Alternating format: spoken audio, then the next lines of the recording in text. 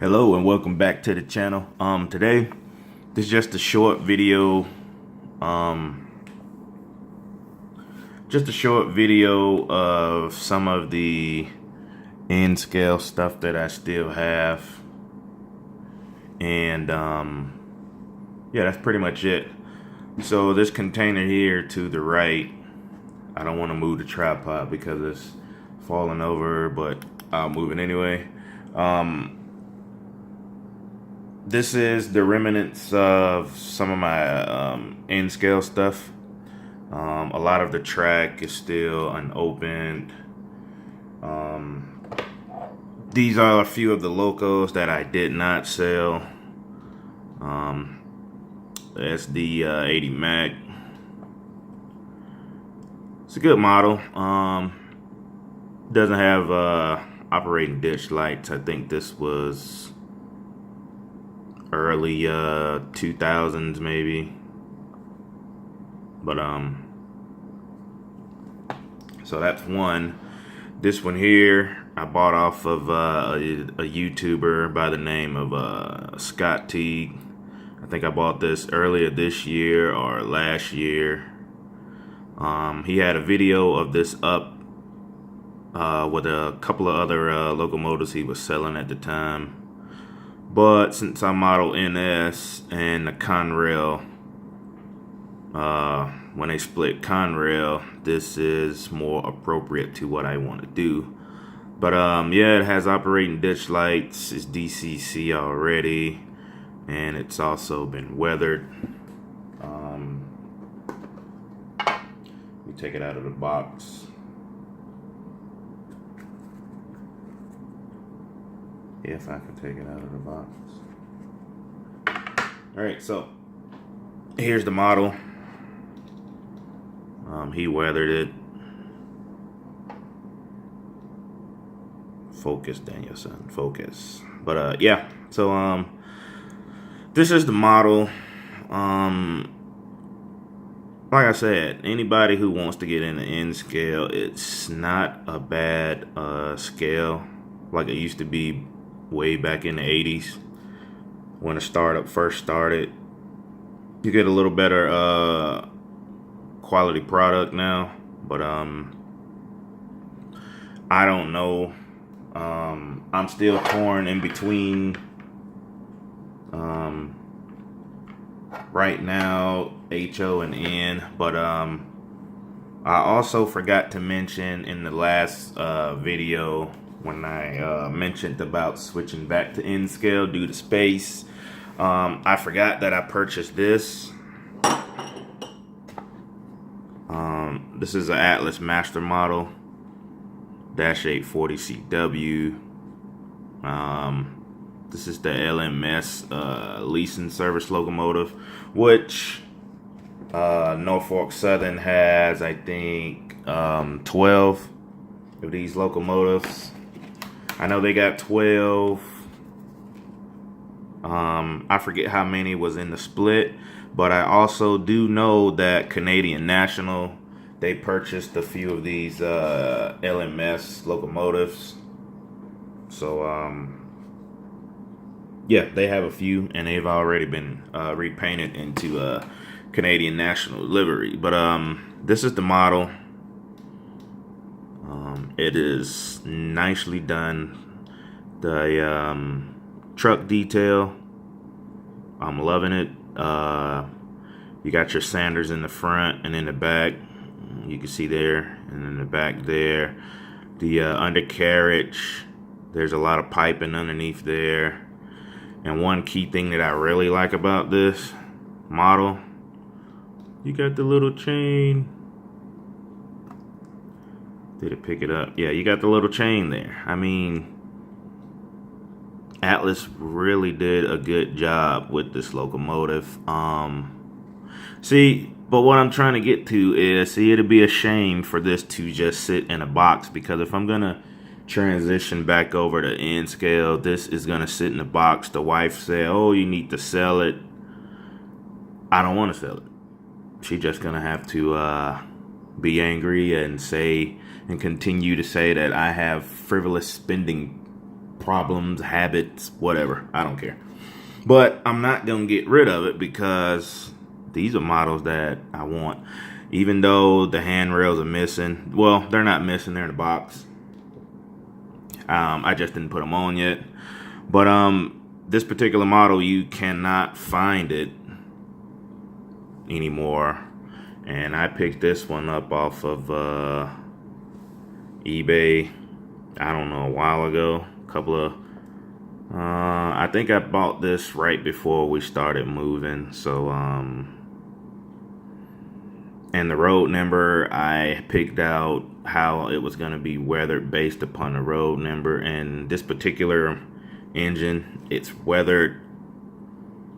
The way it's weathered is unique because the LMS markings on the front and the back, they're just, you know how the paint rust over so many years because these was built back in the 80s. So, you know, the paint just faded a little bit and it's just awesome. The front of this cab is awesome, man. This is a nice Atlas model. You got your ditch lights. Your grab irons are already on. I mean, you can't complain. And I don't think I paid that much for this. If I'm going to go on eBay and look for locomotives to buy, I am not going to pay retail price or MSRP prices for a locomotive on eBay. The reason being is because if I'm going to spend that kind of money, I might as well go to a hobby store and actually buy the item brand new. That way the manufacturer still know, or whoever's going to make it, whatever brand I choose, they know that people are still out buying these locomotives. If I can get a locomotive of this nature, which was an Atlas Gold, silver edition, some of these value pretty high, pretty steep, but I always look for bargains. But remember, if you're gonna pay retail price, MSRP prices, just go to your local hobby store and buy it new. Support the hobby that way.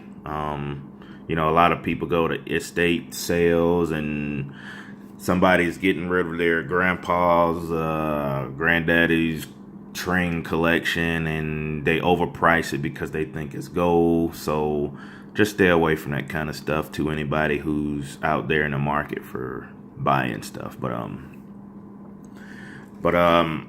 Yeah, so I don't know. Man, I got this FedEx my work crap all in my dirt. Oh, we got this for truckers appreciation at work, FedEx ground. And you got the bag, you got a FedEx flashlight, a water bottle, not a water bottle, a water, and that was it. FedEx appreciation for drivers. But yeah, so that's it, man. You know, and I bought these up in Green Bay when I was driving trucks over the road still. When I was with JB Hunt, I think a year ago, maybe a year and a half before I came to FedEx. But this is an awesome model. I paid $27, I think, which is more than I think that was a little bit more than what I wanted to, but you know, it is what it is. I didn't have nothing else to do that day, so walked to the hobby store. But that's about it, man. I will probably post up another video and I will show you the prototypical area that I am modeling, and I'm going to see, can y'all help me out, you know, pick which would be better, N scale or HO scale. I mean, I pretty much got more than enough room in the basement to do either one, but it's Norfolk Southern's R line, which is in on the South Carolina, well, this is back home in Georgia, so the South Carolina side is called the Piedmont Division, and the Georgia side is called the I think it's either the Atlanta Division or the Georgia Division. I can't remember which one, but anyway, the R line, it comes from it starts at Andrews Yard in Columbia, South Carolina, and it goes all the way to Augusta. And once it gets in Augusta, you have a yard there in downtown Augusta back home, which is I forget the name of that yard, but you have a CSX yard pretty much right there beside it. But then you travel further south out of the city down to the airport, and you got Nixon Yard down there. Nixon Yard services the International Paper facility. The unit oil trains that come from Peoria up here in Illinois, they go down to Augusta to a place, I forget the name, but it take unit oil trains. So that's something else I want to put on the layout, is that particular company, because I would love to have the unit oil trains there, empty or loaded. Usually when that train comes through, it either have a Union Pacific or maybe a BNSF locomotive power attached to the head, because it's coming out of the Midwest. So even though it generates steel on Norfolk Southern trackage in Illinois, but you always have that forward run through power with it. Once you leave Nixon Yard, you have a ton of places there to switch out, ton of industries right there in that area. So that's why Nixon Yard is its own yard, because it supports all those local businesses right there in the area. Once you leave out of pretty much Augusta city limits, you head south still, and you go through Waynesboro. Once you get through Waynesboro, you come to the Millen Junction, which is the S&A junction.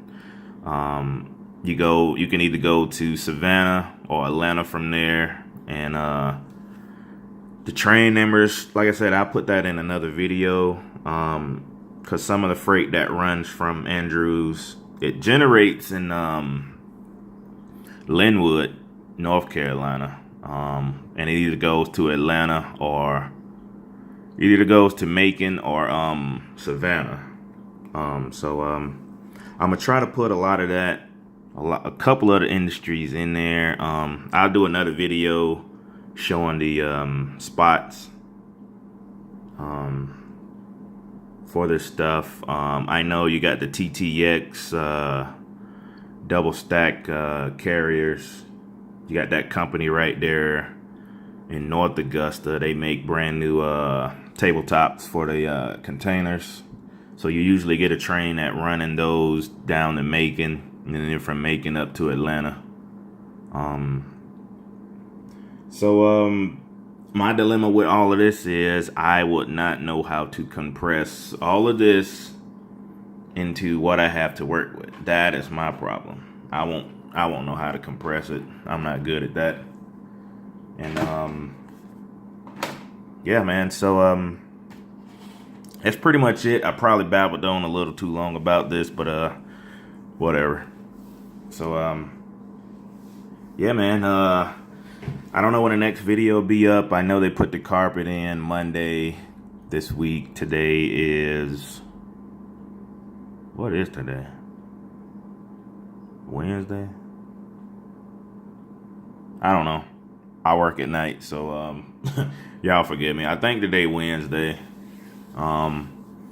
So this weekend, I'm going back to the old house to move the layout, strip it down, which it was already stripped down a little bit, but package everything up. And I have one tabletop in the basement I'm gonna have to cut to get out of the basement at the old house. Yeah. But yeah, man, y'all stay tuned, and I'll get another video posted up soon. I don't know when.